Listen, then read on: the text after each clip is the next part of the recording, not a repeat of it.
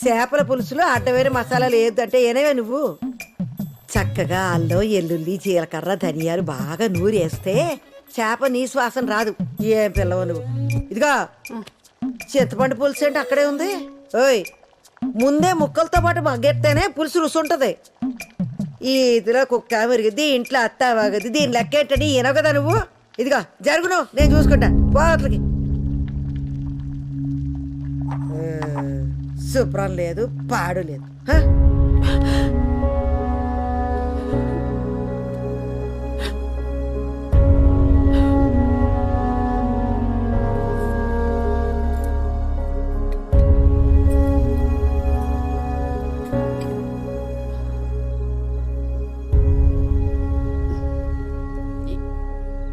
ఏమండి అత్తయ్య గారు ఒక్క నిమిషం.